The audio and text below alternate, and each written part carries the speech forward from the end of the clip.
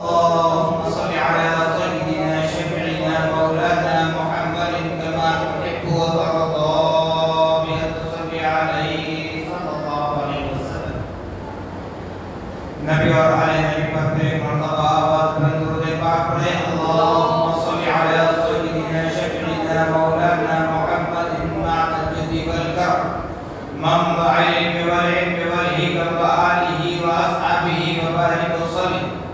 صلاة وسلام عليك يا رسول الله صلى الله تعالى عليك وعلى آلك وأصحابك وأزواجك وذرياتك وأهل بيتك أجمعين. سبحان ربك رب العزة عما يصفون وسلام على المرسلين والحمد لله رب العالمين.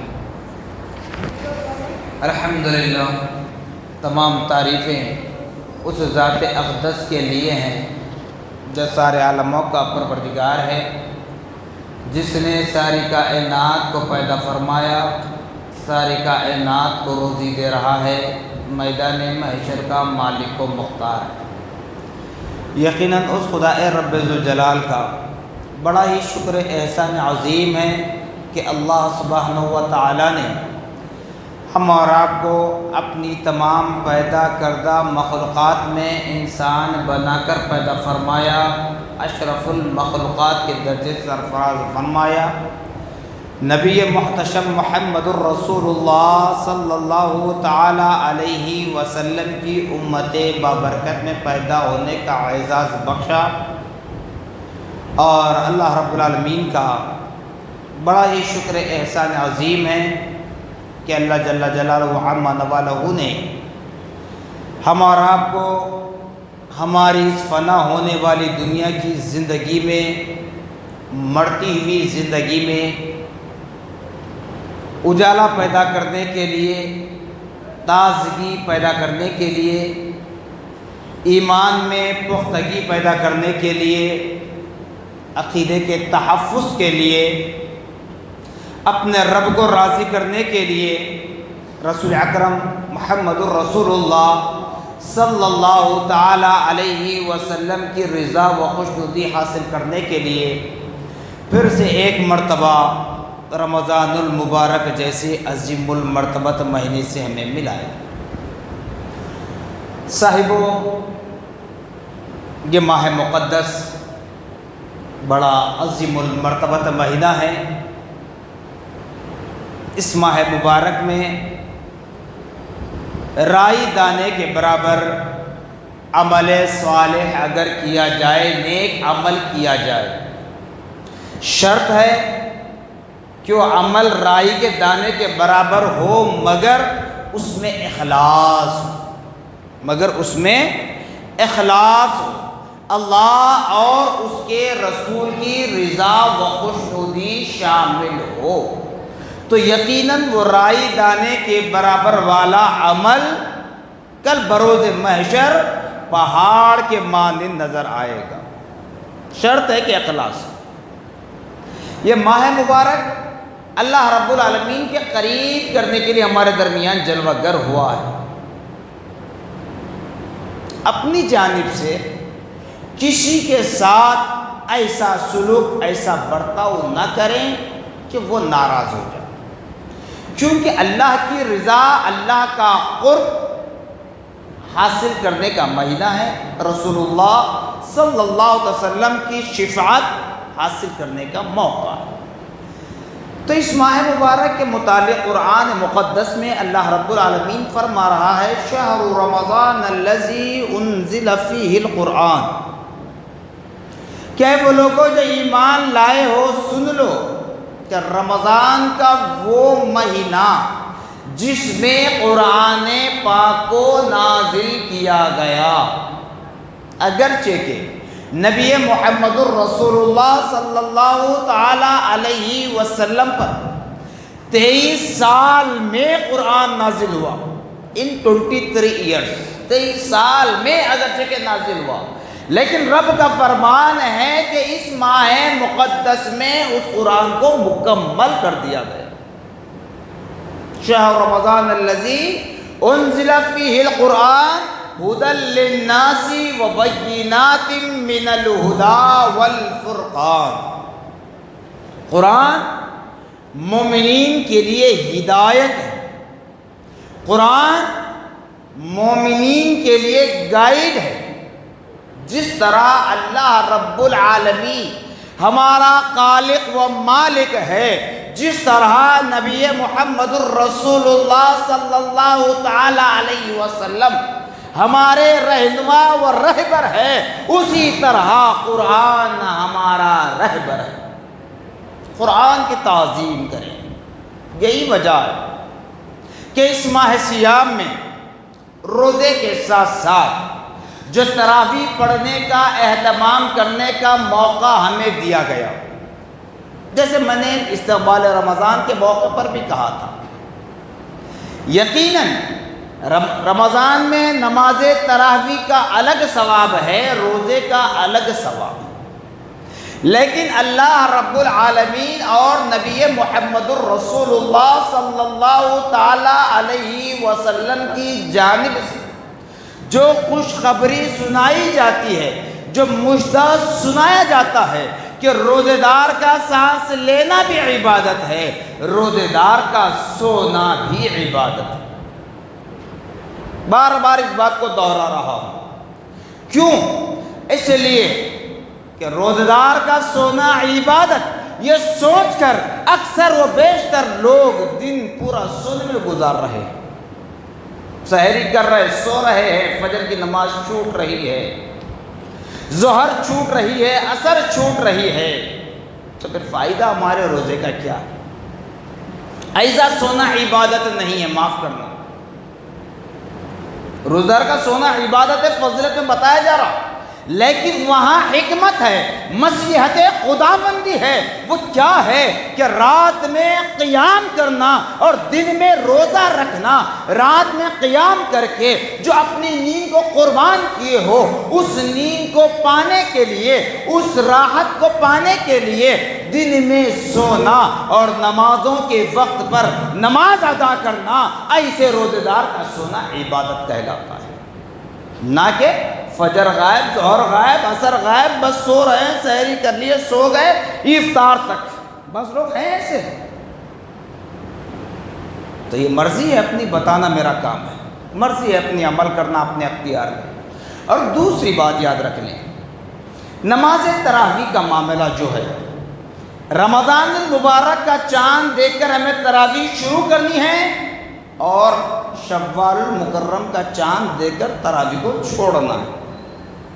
جیسے کہ آج ہم رمضان المبارک کا 9واں روزہ مکمل کرنے جا رہے ہیں اور شب کے اعتبار سے 10ویں شب میں داخل ہو رہے ہیں، جو پہلا دہا رحمتوں کا دہا کہلاتا ہے، اس پہلے دہے عشرہ اول رحمتوں کے دہے کی آج آخری شب ہے۔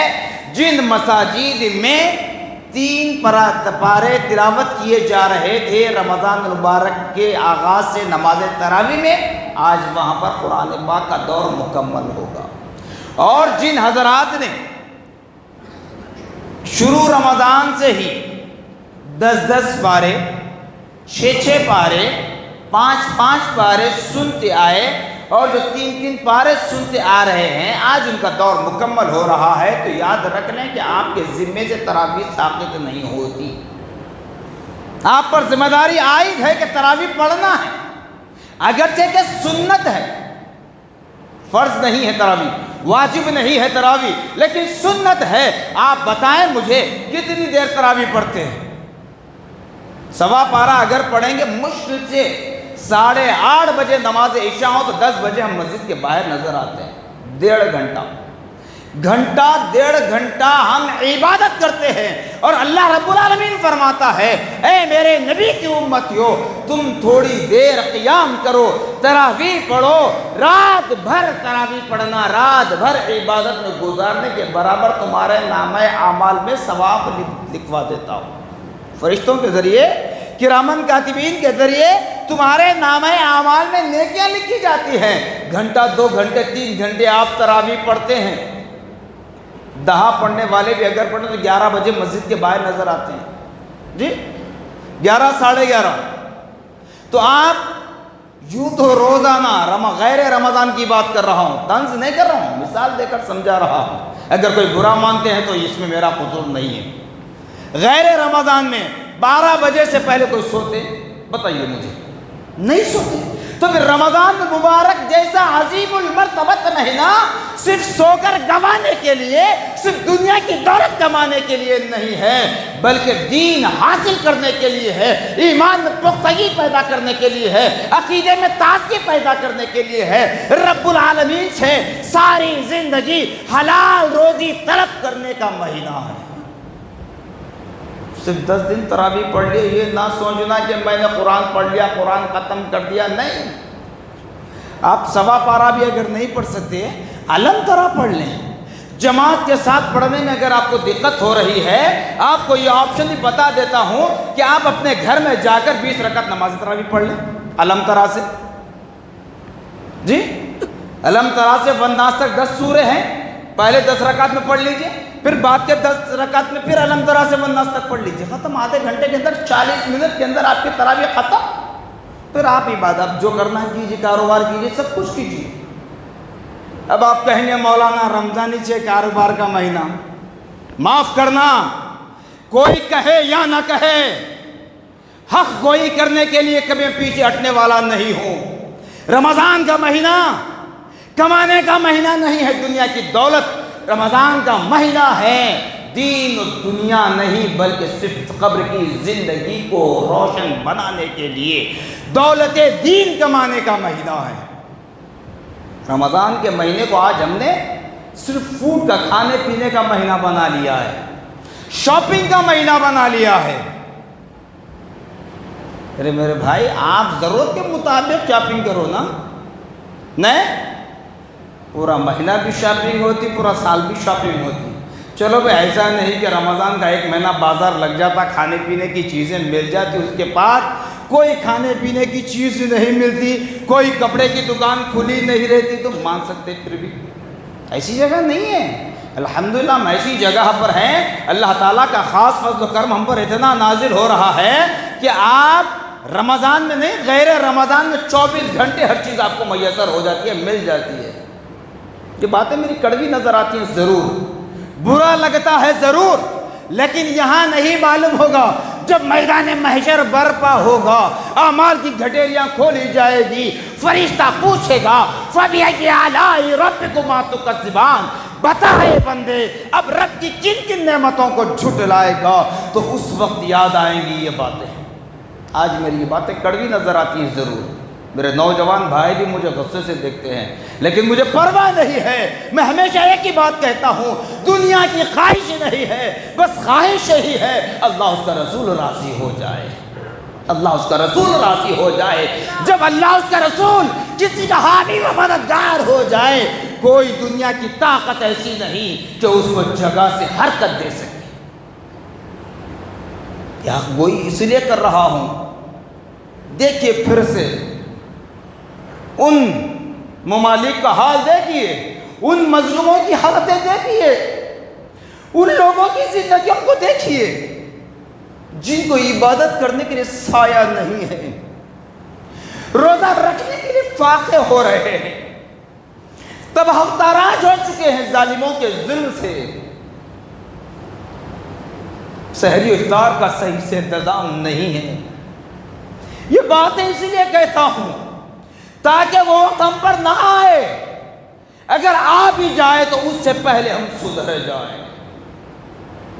آج تک ہم نے اپنی زندگی تو گزار لی، لیکن ہمارے معصوم نونہال بچے ہمارے سامنے ہیں. جب وہ شعور کو پہنچیں گے، جب وہ نوجوانی کی عمر کو پہنچیں گے، وہ صاحب یعنی کہ شادی شدہ ہوں گے، صاحب اولاد ہوں گے، ان پر ذمہ داری عائد ہوگی، اس وقت وہ لوگ کیسے صبر کا دامن تھامیں گے؟ بتاؤ ایمان بھائی. آج ہم عیش و آرام میں تو زندگی بسر کر رہے ہیں، رمضان کے اس متبرک مہینے کو فیشن بنا لیے.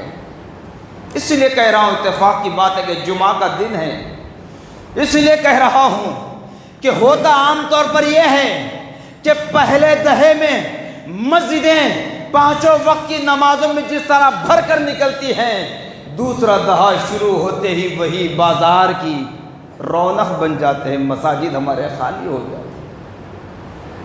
میں نے بارہا کہا کہ اللہ تبارک و تعالی ہماری نمازوں کا محتاج نہیں ہے، ہمارے سجدوں کا محتاج نہیں ہے، ہم اس کے گھر میں آ کر باجماعت نماز ادا کریے اس کا محتاج نہیں ہے۔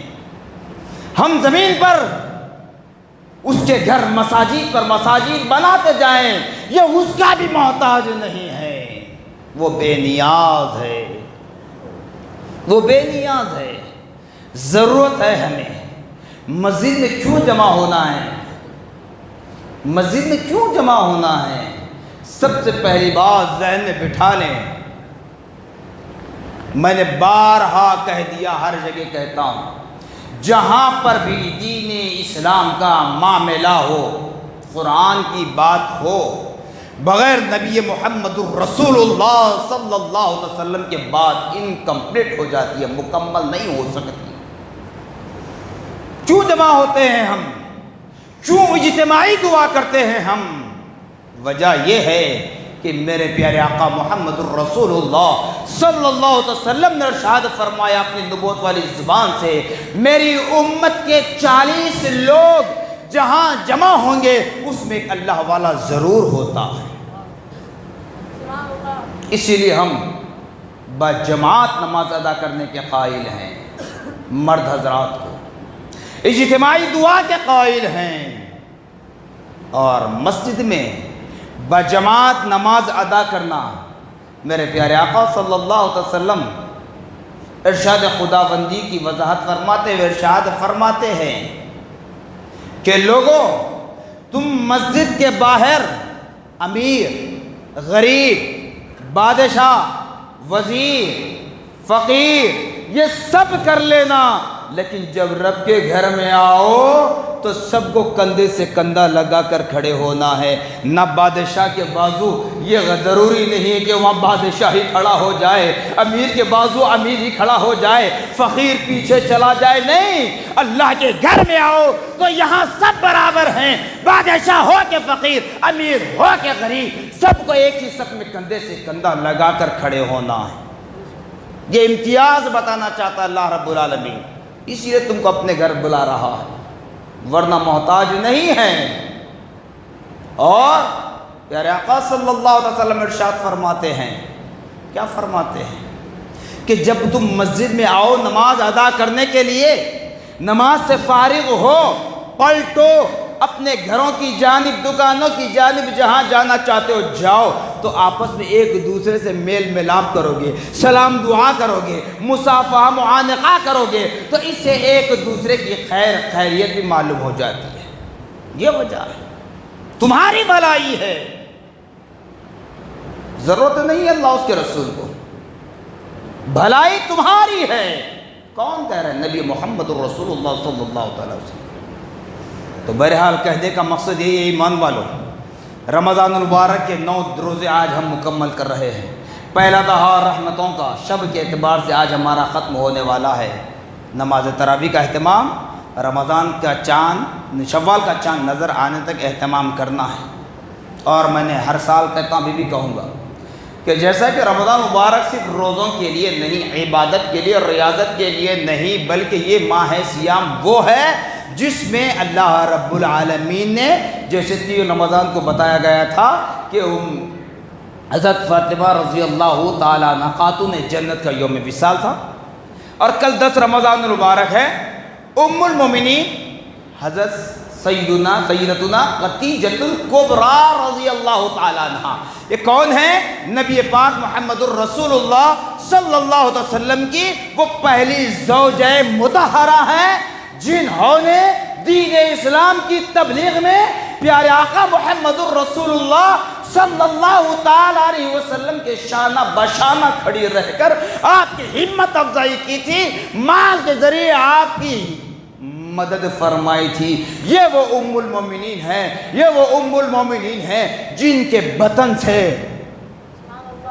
بی بی کلثوم، ام رقیہ، بی بی زینب، ماں فاطمہ رضی اللہ تعالیٰ عنہ اور حضرت قاسم، حضرت عبداللہ رضی اللہ تعالیٰ عنہ اجمعین، یہ نبی پاک صلی اللہ علیہ وسلم کی اولاد امجاد ہیں۔ یہ ام المومن حضرت خدیجہ الکبریٰ رضی اللہ تعالیٰ عنہ کے بدن سے پیدا ہوئی۔ یہ وہ ام المومنین ہیں، عظیم المرتبت ہیں۔ اسی طریقے سے اور دو ازواج مطہرات کی بھی روایتیں ملتی ہیں، ام المومنین ام صفیہ رضی اللہ تعالیٰ عنہ، ام المومنین ام حبیبہ رضی اللہ تعالیٰ عنہ۔ یہاں پر تھوڑا سا اختلاف ہوتا ہے کہ ان امہات المومنین کا بھی 10 رمضان المبارک کو ہی وصال ہوا تھا۔ تو ہمیں چاہیے کہ اپنے عقائد اہل سنت میں تازگی پیدا کرنے کے لیے نبی پاک صلی اللہ علیہ وسلم کی ان ازواج مطہرات کے نام ایصال ثواب کریں، فاتحہ خوانی کا اہتمام کریں اپنے گھروں میں، تاکہ اپنے بچوں کو معلوم ہو جائے کہ 3 رمضان فاطمہ رضی اللہ عنہ کا یوم وصال اور 10 رمضان کا دن آتا ہے ام المومنین حضرت خدیجہ الکبریٰ رضی اللہ عنہ کا یوم وصال ہے۔ اور ایک بات ذہن میں بٹھا لیں، ماں فاطمہ کا نام لیتے ہیں نہیں؟ لیتے ہیں نا؟ تو ماں فاطمہ کی ماں کا نام کیوں نہیں لیتے؟ میں نے بارہا کہا، ہم نبی کے گھر والوں سے بھی محبت کرتے ہیں، نبی کے در والوں سے بھی محبت کرتے ہیں، چاہے وہ اولاد امجاد میں ہو، صحابہ میں ہو، تابعین میں ہو۔ نبی سے بھی محبت کرتے ہیں، نبی کی آل سے بھی محبت کرتے ہیں، جیسے کہ نبی نے فرمایا ہے، اور نبی کے در سے بھی محبت کرتے ہیں، در پر پڑے رہنے والوں سے بھی محبت کرتے ہیں۔ تو جب ماں فاطمہ رضی اللہ تعالیٰ کا نام لیتے ہیں تو خدا را ایمان والو، ماں فاطمہ کی والدہ ماجدہ ام المومنین حضرت خدیجہ الکبریٰ رضی اللہ تعالیٰ عنہ کا بھی نام لے لیں، تاکہ تمہاری محبت میں اور اضافہ ہو جائے۔ پھر اس کا مطلب یہی ہوگا کہ جس بچے سے ہم نے محبت کی، لیکن اس بچے کو جس نے پالا پوسا بڑا کیا قابل بنایا، اس کو دھتکار رہے ہیں، تو پھر یہ بات معنی نہیں رکھتی۔ جس کی مثال یوں بتا دوں کہ یہ بات یوں کہی گئی تو علامہ اقبال جو شاعر اسلام ہیں، شاعر مشرق ہیں، علامہ اقبال کو ایک بڑے اسٹیج پر جب بلوایا گیا ایوارڈ سے نوازنے کے لیے، تو آپ کے استاذ محترم بھی اس محفل میں شریک تھے، لیکن آڈینس میں بیٹھے ہوئے تھے۔ جب علامہ اقبال کو ایوارڈ دینے کے لیے بلوایا گیا تو علامہ اقبال نے کیا کہا معلوم؟ اس ایوارڈ کے قابل میں نہیں، میرے استاذ محترم جو وہاں بیٹھے ہیں۔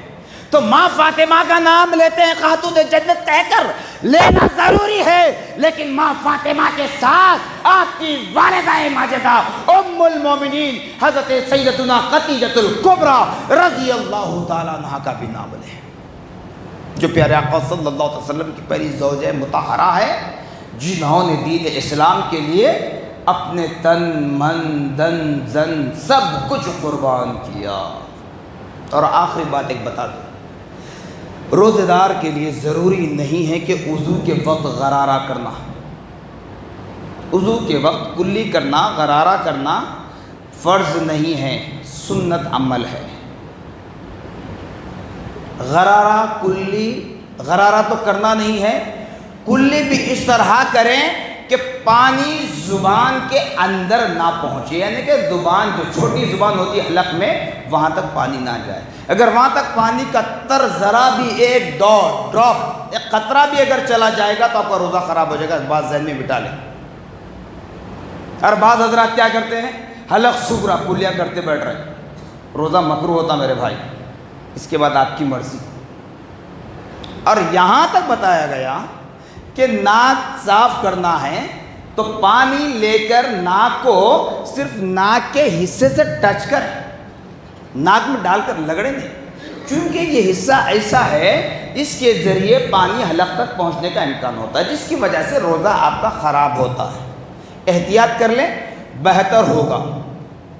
اور روزے کی حالت میں یا بغیر روزہ، یعنی کہ جو روزہ نہیں رہتے ان سب کو ہر جھوٹ وغیرہ سے بچنا ہی ہے، اور جو حضرات روزہ نہیں رکھتے یہ ان کی مرضی، بارہا بتلا دیا گیا کہ رمضان کا ایک روزہ بلا عذر شرعی چھوڑ کر سال کے 11 مہینے نہیں، زندگی ساری اس ایک روزے کے قضا کرتے چلے جائیں تب بھی اس ایک روزے کا بدلہ نہیں پا سکتے۔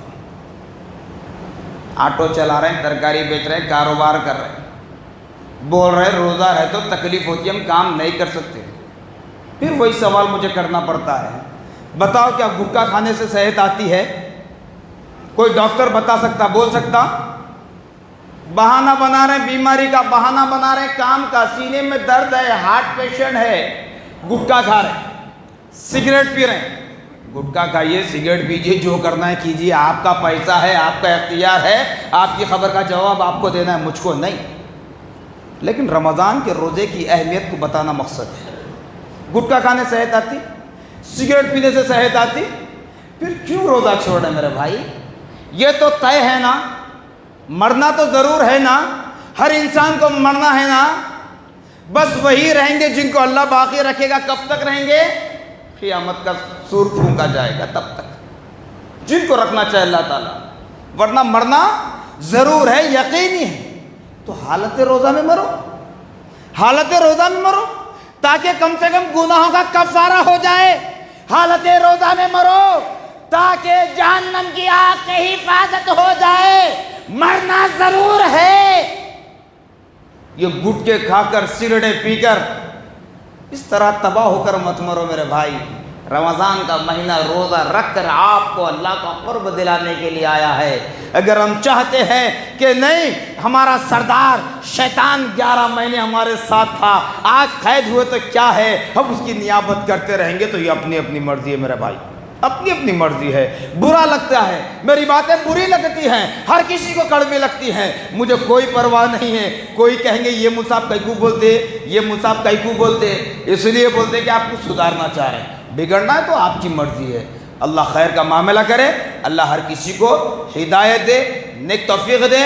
اگر اب تک کے روزے 9 روزے اگر کسی نے چھوڑ دیے، اگر آج کسی کے دل کو یہ بات چھو گئی ہے، معلوم ہو گیا ہے، اگر وہ سچی توبہ کر لے، توبۃ نصوحہ کر لے اور سحری کر کے کل سے روزہ رکھنا شروع کر دے، تو اللہ کی ذات سے امید ہے، ہو سکتا ہے کہ 9 روزوں کا کفارہ اس کی دعا میں ہو سکتا ہے. اخلاص کے ساتھ، خشوع و خضوع کے ساتھ اگر توبۃ نصوحہ کر لے، رب کو راضی کر لے، گریہ بیزاری کر لے. تو اسی لیے کہنے کا مقصد یہ ہے ایمان والوں، اللہ تبارک و تعالی ہماری عبادات، ریاضات، ذکر و اذکار کو بطفیل نبی مصطفیٰ محمد الرسول اللہ صلی اللہ تعالیٰ علیہ وسلم اپنی بارگاہ میں قبولیت کا درجہ عطا فرمائے. جزاکم اللہ خیر الجزاء. وآخر دعوانا